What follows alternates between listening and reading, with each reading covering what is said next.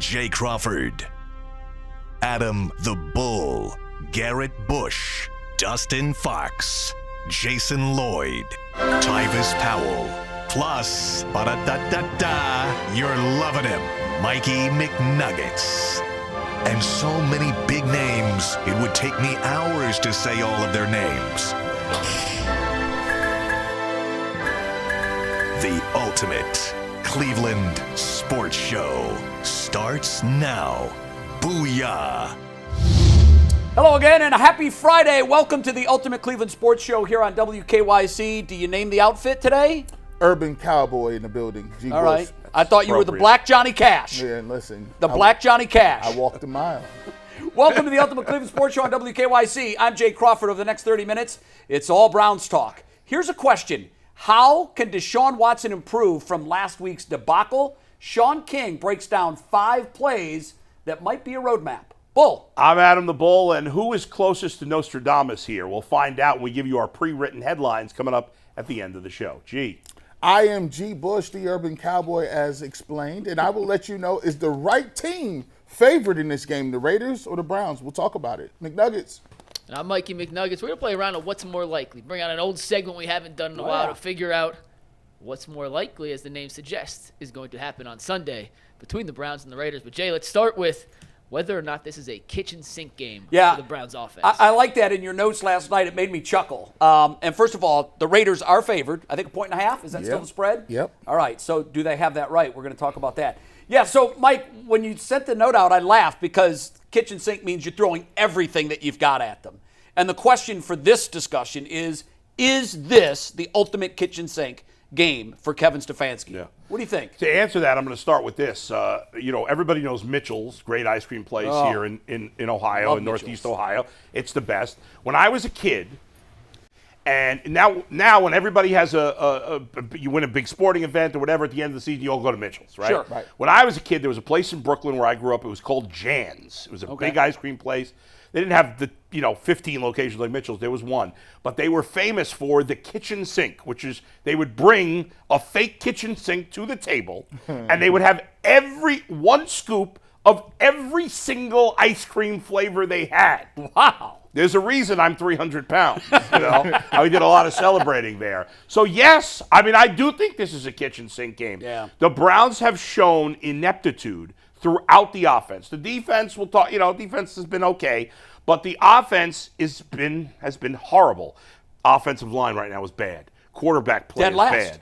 Dead last. Wide receiver play, bad. Running back play, bad. There's nothing they can hang their hat on. So they've got to be creative. They've got to be different. They've got to be quick. They've got to throw it all out there. Anything they think might work, because nothing they've done on offense has worked for 3 weeks. So absolutely, this is a kitchen sink. Every flavor, G. Eat them all. Man, listen, I would say normally that I'm a guy that wants everything. I'm a big guy myself too, but I'm trying to lose weight. So what I've been told is less is more sometimes. So it's just about a good steak, not all the steaks. Okay, just fair. have a good one. They're a little more expensive. Yeah. So I say pare down. Instead of having 17 menu items, you got a couple of starters and the house special. And you know what the house special is. It's running the football. It's giving the ball to the running backs. It's running play action and paring down, because guess what? You got linemen that are playing in different positions. Batonio might be at left tackle. You might got a lot of different things going on. But what you need to do is be able to play fast. To play fast, you need to be able to run simple concepts, get the ball to the running backs, pare it down, and hopefully your quarterback can make the simple reads and not the more extravagant ones. I think they need to pare it down. Less is more. Not the kitchen sink. All right. First of all, shout out to Jan's. Sounds like a great place. I'd like to go there sometime. By the way, I think it is closed down, but how pitiful is it that I cannot remember a single teacher I had after the 6th grade? But you remember But Jan's. I can tell you that Jan's is on the corner of Nostrand Avenue and Avenue U in Brooklyn. And I haven't been there in 30 years. Well, there you go. It obviously made a huge impression on you as a young kid. I'm with you. Sometimes when you're trying to be about everything, you're about nothing. And for evidence on that point, I would just bring up Jason's column in The Athletic, where he wrote after Sunday's game, this team has an identity crisis. This team is built one way, but wants to look like something else. They're built to run the football. They're built to have heavy sets. And they're not playing that way. They think they're Jerry Glanville's run and shoot offense sometimes. Just pick a lane, decide that you're going to be really good at whatever that is, and master that. Because sometimes when you're trying to be good at everything and serve all masters, you serve none. And that's why they're 1-2. They've been bad at everything because they keep trying to do everything. I like your idea. Run the ball, quick passes. You know your offensive line isn't going to give your quarterback time to throw. Everything should be 1-2 out.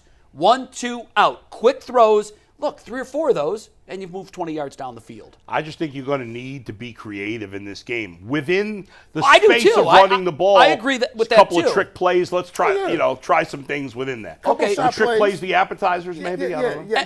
And I'm all about creativity. Yeah. And we have seen at times Kevin Stefanski can be very creative with the playbook. And so I'm not saying like throw out the trick plays and everything else. You can be all about jumbo sets and throwing to tight ends and using your running backs between the tackles and still mix in a wrinkle with an end around because you can lull them to sleep. Oh, wow, the Browns have decided they're going to run it down our throat today. Well, just when they start stacking the box with 8 and they're thinking that you're going to run the ball, maybe work in a jet sweep. Try something like that as a way of keeping the defense guessing. Right now, we haven't done that. Okay, as mentioned at the top of the show, the Raiders are a 1.5-point favorite. You'd think that the Vegas would get this line right. It's their home team. Is this the proper line? Browns 1.5 road dog? Because typically a road trip is worth 3 points to the home team. Listen, I think it is because not only is the Browns quarterback and Deshaun Watson not playing well, Gardner Minshew isn't playing well. Their coach came out and said, hey, guys made business decisions. We're going to make some business decisions coming up this week. I think he's a player's coach. I think he said that to really get these guys going. And an understated note is the fact that Max Crosby is banged up a little bit. The Browns have a hard time of protecting the passer. Max Crosby, one of the best defensive ends, best rush-ins in the game. He's hobbled a little bit, and they're not playing that well. I think it's about right. It could go up a couple of points here or there depending on who plays on the offensive line, Bull. But I think generally speaking, these are two teams that need a win, and both of them playing bad right now. 1.5 seems to be the right one. And I saw in some places it's gone up to 2. It probably won't go any more, maybe 2.5. It won't go up to 3. I would doubt that. I think they're pretty even teams. I think Vegas is telling you they're pretty even because on a neutral field, maybe the Browns are favored by 1. Maybe it's a pick 'em. Who knows? But I think the line is pretty accurate. They both have 1 win. The Raiders' 1 win was more impressive because they beat Baltimore as opposed to the Browns beating a winless Jags team. But I think the reason it's only 1.5 is because the Browns had slightly higher expectations. For us, much higher expectations than the Raiders. In Vegas, slightly higher expectations than the Raiders. Neither team is playing particularly well defensively. Neither team is blocking particularly well. Neither quarterback is all that trustworthy. So I think everybody expects this to be a close game. I expect it to be a close game. So I think the line is pretty accurate. Yeah, I worked with Antonio Pierce for a number of years at ESPN. If someone would ask me, how would you describe the guy? Tough nut. This dude is old school. Let's get this done at any cost. Hard work. Demands excellence out of his team. I think because of the comments you mentioned that he made after the game, there were some guys that made business decisions who decided they weren't going to get aggressive and make easy open field tackles. And now I'm going to make some business decisions this week. I'm guessing their week was hell this week. Yeah. And if Antonio Pierce is the guy that I remember him to be, if nothing else, his team's going to come out this week and want to punch someone in the mouth. It's funny that you say that, Jay, because Bernie yesterday with us, when he talked about those comments, he was like, oh. It's like that. This is bad that he made those comments now. I agree. Because even if they revert to making business decisions, they won't this week. They're going to play hard this week. He called them out where they needed to be called out. And so they're going to, if nothing else, they're going to want to take it to the Browns. Yeah. I think, and we'll get into our predictions at the end of the show, I think that 1.5 is stealing. I think the Browns, based on how they've played, and the fact that this is a West Coast road trip, which historically they are all-time awful when they get on a plane and travel west. And they still don't play the Raiders. They traditionally don't play the Raiders well. They don't play the Raiders well. Now, they haven't played them in 8 years or whatever, 6 years, whatever it's been. But I think it's stealing. I think that the Raiders should be favored by more like 6 points. Whoa. I know. I mean, we'll find out. And here's the other thing. I say that as a way to incentivize, I hope I'm wrong. Right. But I would love to be wrong because that means the Browns You're protecting win. yourself. I'm protecting my soul. That's what I'm doing here. I'm protecting my soul. Listen, 59 years of being a Browns fan. Fair. I tell people I'm 195 pounds of black and blue scar tissue. That's fair. all I've got, Yeah. folks. Okay, we're going to play What's More Likely. Mike, why don't you set these up? The three. Yeah. I like the way these are formatted, that one person's going to give their argument and then someone else will give the rebuttal. Let's start, Jay. You're up first with the first question. Yeah. What's And the more rebuttals, likely we happen? have to have the rebuttal even if we don't agree with the rebuttal. Yeah, which is interesting because I don't know where you are. Right. I don't know where you are on That's any of right. these topics. I do some things smartly, intentionally. You do a lot of things Sometimes smartly. unintentionally. This one was an intentional, smart decision. We're going to start with the first question, Jay. What's more likely to happen on Sunday in the Browns-Raiders game? Deshaun Watson throws for more than 250 yards or less than 150 yards? This was really hard for me. I thought the numbers were perfect because, quite frankly, I don't think he's going to throw for 250, and I don't think I don't think it's possible that he throws for less than 150. But ultimately, here I think he's going to throw for over 250, and it stems based on my last comments. I think the Browns are going to get down big and early in this game, and that usually leads to teams doing what? Throwing the football. Yep. Now, normally, he hasn't had time to throw the football, but if the Raiders are milking a 14-point lead, they're not going to send 6 and 7 guys. They're going to drop into coverage to keep them from getting burned on big, deep throws.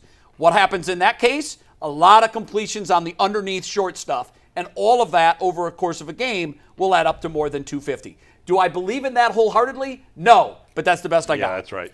Yeah, and he She's would got the rebuttal. he would put me on the rebuttal side, right?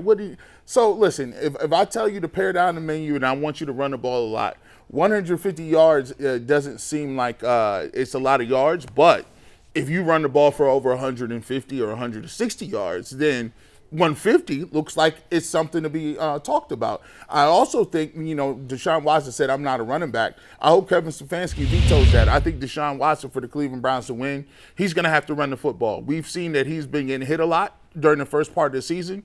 Guess what? He's been able to get up. He's been on the ground the most any quarterback. He's been pressured. How's about we take the fight to them? Right. I want you to run. I want you to be smart. He's shown that he can use his legs. I think if he gets maybe 50, 60 yards by himself, they rush for another 150. 150 could be something that he can get to win. I just want to point out that hell is officially frozen over because I'm arguing Deshaun Watson's going to throw for 250 plus, Right. and G. Bush is arguing that he's going to throw for under 150. Yeah, that is the sign of the apocalypse. Yeah, It's all over, folks. Yeah. All right, second, what's more likely on the docket? This one's for you, Bull. What's more likely to happen? The Browns, as a team, rush for 150 or more yards, or the Raiders, who we talked about in the YouTube show, who average 43 yards per game on the ground, rush for more than 75 against this Browns All right, defense. this one's easy for me. It's the Browns rush for more than 150 as a team. The Raiders have the worst run defense in the league. I know the Browns haven't run it great, but I think part of that's because they haven't run it enough. In that second week against Jacksonville, they ran it pretty well. And I think if they commit to the run this week, which I got to believe they're going to do, I hope they're going to do, and I'm not, as you know, usually let's run the ball guy. Yeah. But I think this week they need to do it. I think they'll find some pretty enticing holes. They, as you mentioned, against Carolina, Chuba Hubbard's been a nothing running back. He had a huge game against them last week. And I think the combination of four, in fact, I am expecting them to get over 150 yards rushing. Yeah, I'm going to be quick on this. My rebuttal is I have no rebuttal. I completely agree with everything Bull said. We will go for plus 150. Yeah. And it's very likely that the Raiders will go for under 75. So Unless they bust one big run, that's the only way it's gonna happen the other way. That was good because we were running heavy. G, All you right. got your I full saw time that. now. I You saw got your that. full time for this third one. What is more likely to happen on Sunday?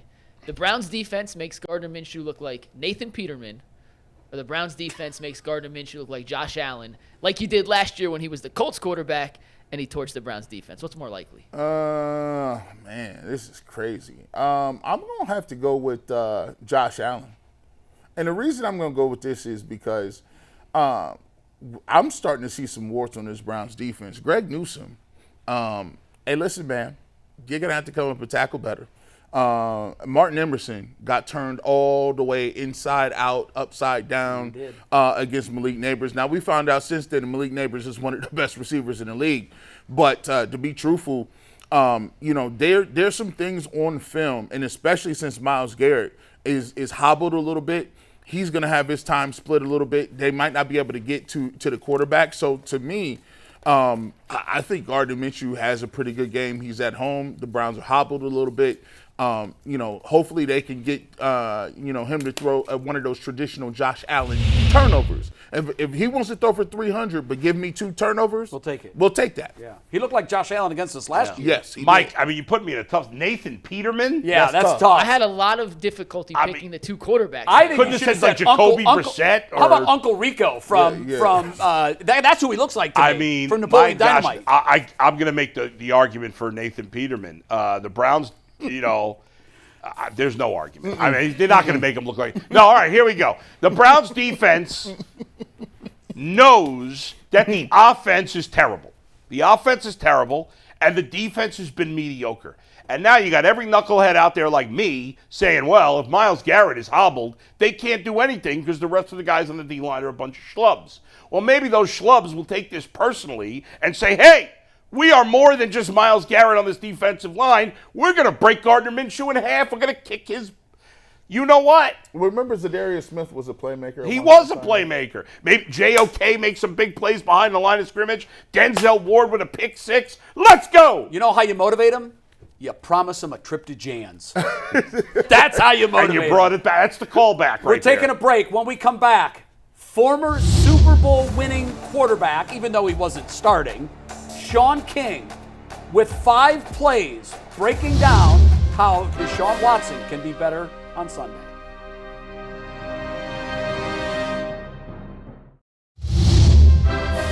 Welcome back to the Ultimate Cleveland Sports Show on WKYC. How can Deshaun Watson improve? Here's Shaun King with 5 plays to break it down. Well, first of all, before we start this play, don't disrespect the Giants and the talent they have on that line. I mean, come on, Brian Burns, Thibodeau, Ojulari, Lawrence, like they can get after the quarterback. But damn, Cleveland, somebody got to win, right? What you're going to notice on this play is everybody on the offensive line is losing. I mean, it's just like the walls are caving in around Deshaun. So I've demonstrated where I felt like Deshaun can be better. But at the same time, I mean, you can't win and playing 1 on 11 here. I mean, everybody's losing. How in the hell 71 and 79 end up back there where the quarterback should be? They're the 2 most protected Browns on this play. So I think if you ask this offensive line, they'll be the first ones to tell you they did not meet the Giants' level of energy or physicality because no quarterback can play behind, this look on a consistent basis. I know Browns Nation is frustrated, but you're not far. I just want Deshaun to make his layups, make the right decision, go to the right spot with the ball. This is 3rd and 8. If you see right here, don't get greedy. He's got Amari Cooper right here on the right, running a crossing route. The DB's in a trail position. Put the ball on Amari, still a clean pocket, accurate throw. Amari probably picks up the first down, extends the drive, gives you another opportunity to go down and score. I felt like Deshaun got a little too greedy here, held onto the ball. That's kind of a narrative in a couple of these clips that you're going to see. But this is easily fixable. Deshaun's got to be quicker with his decision-making, be quicker with getting rid of the football. He's got Amari here. Take the throw that's right there in front of him. It's a game of inches. And remember last week, a lot of Browns fans had negative comments about me saying Deshaun was late on the corner ball to Jerry Jeudy. But listen, playing this position at a high level is about anticipation. It's about understanding expected outcomes before you see them. That's when guys talk about timing, ball location, all that stuff. It all meshes into a great offensive performance. Here, if we could roll the clip, I want you to see something at the top of this. And, Mike's doing a great job of stopping it. Right here, look, Jerry Jeudy and Deshaun Watson are looking at each other. This ball's got to be gone. And this is on that first hitch that Deshaun takes. If you look at it, I want you to focus on the receiver. Judy's head is already around. He's created a cushion and separation with him and the wide receiver. This ball has to be gone. And Deshaun, for some reason, he's not throwing it with anticipation. Maybe him and Judy still aren't completely on the same page, but this sack fumble is on the quarterback. This ball's got to be gone. You can roll it from here. He takes that extra hitch, and that's just enough, for an elite pass rusher to cause an issue. And it's not a great pass protection by the right tackle, but that ball's got to be gone there. When I pause it front side, this is when Judy has already got his head around. Deshaun sees him. He's got to just do a better job of anticipating some of these throws and getting rid of the football and trusting his wide receivers. It's a great route by Elijah Moore. Good job with outside leverage of widening that nickel guy, getting back inside. That's exactly how you run a seam route. Here's what a mistake was made, and I want you to see this right here. If you pause it, you see Deshaun's eyes are already to Elijah Moore, where the safety number 31 and the front side backer number 58, they're reacting to what Deshaun is looking at. So Deshaun has to do a better job here of keeping his eyes right down that hash mark, even backside to where McFadden is right there, so 58 does not cloud this throw. Here's what happens. Deshaun's bad with his eye discipline. We can run it from here. Now, when he gets ready to release this ball, because he's been looking at Elijah, 58's under that throw. So he feels like he has to elevate it to get it over the linebacker, but the linebacker's in that position because of Deshaun's eyes. He has to be better with his eye discipline, hold that backer in the box, and this is an easy throw and catch to Elijah Moore, who ran a great route. Now, this is the one that has all the fans scratching their head. It's got Stefanski rolling in his bed at night. He got to make this 10 out of 10. And listen, it's unexplainable when guys of his talent level miss it. Think about Monday night, Trevor Lawrence. This is the overthrow to Brian Thomas that gets picked by DeMar Hamlin. Clean pocket, guy running wide open. You expect these elite guys to make these. And what I want you to focus on here is the DB from the Giants actually slips down. So if you put that ball on him, Marty, that's probably a touchdown. That corner's in a trail position. But, man, I know this is one Deshaun wishes he had back. I mean, that's a clean pocket. He's got to make that throw 10 out of 10. This offense isn't far away. I know it's frustrating for the fan base. If Deshaun can just make his layups, if he can just make his layups, which is clean pocket, guys open, put the ball on them, they've got a chance to be really good. Wow, that was tremendous. Great breakdown We're going to each have like one line on that. I could talk forever about that. I could watch him do that forever. He's really good at it, and I think he's dead on with everything he's talking about. I love the fact that he said they're not far away layups. Sometimes you're a quarter inch, a third of an inch away from having big plays, and the Browns have big plays on the field. They just got to make the layups. We talked about it earlier. He's getting less opportunities because, as Shaun mentioned, the offensive line is bad. And there's not a lot of opportunities these days with the two high safeties to make big plays. He's missing those few opportunities he has. Yeah, I like what you pointed out. We're not far away. It's just the little simple things that hopefully will get cleaned up as the season goes on. We're taking a break. When we come back, who wins Sunday? It's our pre-written headlines on the Ultimate Cleveland Sports Show here on WKYC.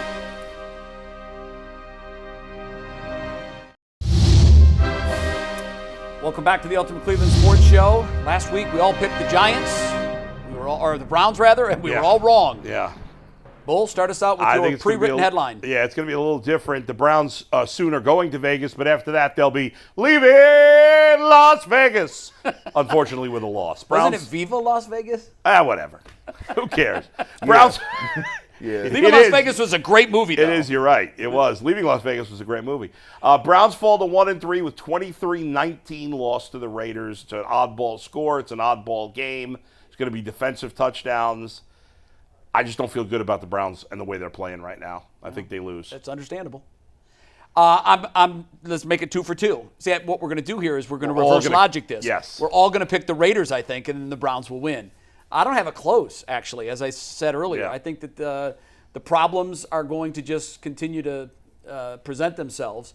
Raiders get over the Browns 24-10, and you can't predict injuries, but sometimes this is like an avalanche, and it feels like we're getting into that. So I don't have good news for our Browns on Sunday. Listen, I'm usually the Kool-Aid drinker, but Raiders snatch victory in a nail-biter. Browns 4th down gamble fails in Vegas. I got them losing. So they're rolling the dice. I got them losing a high-scoring affair, 34-31. It was a clean sweep for the Browns last week. We were all wrong. Will be a clean sweep again. There you go. Not so fast, my friends. Oh. The Browns get back to the basics. Stefanski royal flushes the spread offense, leans in on the run game in a Browns close victory. I think if they're going to win, that's how they're going to do it. They're going to lean into the run game. Yeah. I hope. Got to make it nasty. and then we get Nick Chubb back, hopefully. Wow, I wouldn't mean, hold our breath for that right now. It's been 4 games. That's the injured reserve. That's what. Listen, Yeah. I also want a pony for Christmas, and that's not going to happen either. All right, that's it. We're out of time. Thanks for watching. Enjoy the game on Sunday, and we'll see you Monday with our wrap-up show. Imagine Jay on a pony. Just think about that. No.